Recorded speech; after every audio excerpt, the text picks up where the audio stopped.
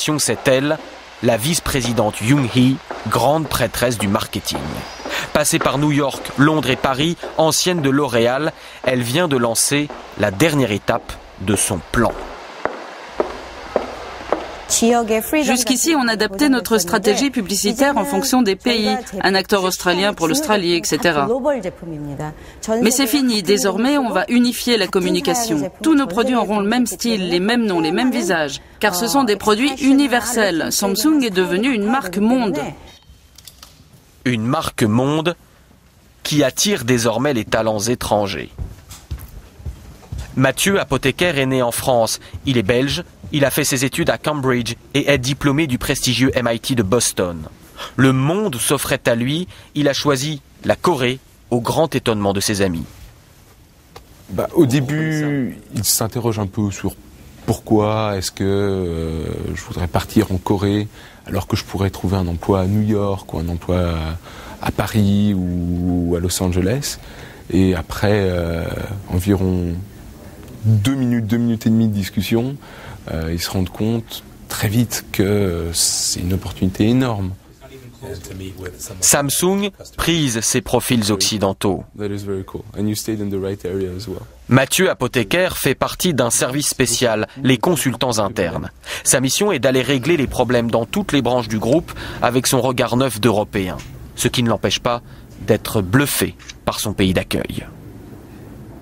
Mon professeur de macroéconomie disait toujours que pour devenir un pays développé, il fallait exactement 100 ans. Il y a deux exceptions à la règle, au XXe siècle, la Corée et Israël. Samsung est le reflet de cette croissance exceptionnelle. C'est même son moteur. Car tout ce qu'il vous a été donné à voir n'est qu'une partie de l'iceberg. Et à côté de la tour de Samsung Electronics se dresse celle de Samsung Assurance et celle de Samsung Construction. On appelle cela un chaebol, un conglomérat en coréen. Et en la matière, le pays a construit les empires industriels les plus puissants du monde. Samsung représente 1/5 de l'économie de la Corée. Car sur les mers du globe, on bat aussi pavillon Samsung. Ces chantiers ont œuvré pour hisser la Corée au 2e rang mondial dans la construction navale. Le groupe est aussi un géant du BTP, tant en Corée qu'à l'étranger.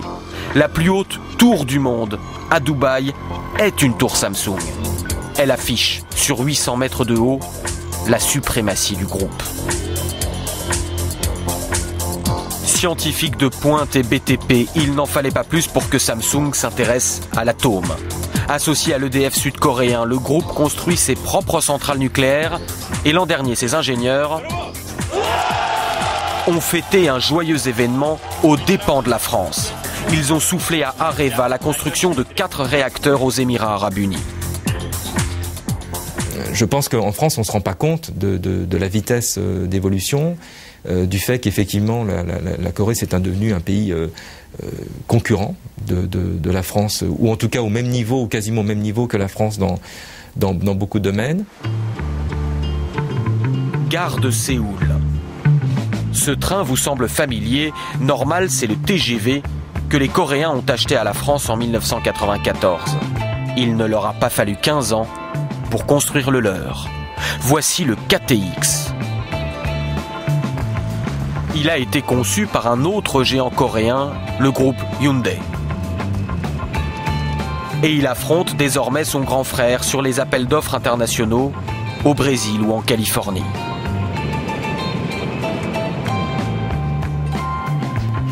Direction le sud du pays. Le voyage de 300 km explique presque tout. Devant ces plaines mornes et sans aucune ressource naturelle, la Corée n'avait pas d'autre choix que de se surpasser en misant tout sur l'exportation. Voici Busan, 2e ville du pays. Son port et ses dizaines de milliers de voitures Samsung Motors prêtes à l'embarquement. Mais ici, plutôt que combattre le rouleau compresseur coréen, la France a choisi de s'allier avec lui. Samsung Motors a été racheté en grande partie par Renault. Le Français construit ici des voitures pour les 3 marques du groupe: Renault, Samsung Motors et Nissan. Le constructeur dispose même d'un technocentre en Corée, où les prototypes sont conçus et les voitures testées. Après la France et l'Allemagne, la Corée est le 3e marché de Renault. Et désormais, quand la marque aux losanges lance une nouvelle berline, elle ne l'inaugure plus dans son pays natal, mais ici, en Corée. Notre voiture la plus vendue, c'est ce qu'on appelle la SM5, qui sera commercialisée prochainement sous le nom de Latitude en Europe. Autrefois, on aurait pu dire je conçois la voiture pour les marchés européens, puis après je vois si je peux la vendre dans les autres marchés. Maintenant, on est dans une autre démarche. Quand les volumes sont presque plus importants hors d'Europe qu'en Europe, il faut concevoir la voiture d'abord pour ces marchés-là. Toute la Corée est donc occupée par Samsung. Toute? Non. Une petite marque résiste encore et toujours à l'Empire. Et à Séoul, Astérix s'appelle Apple. Plus exactement Frisbee, car la marque à la pomme n'a pas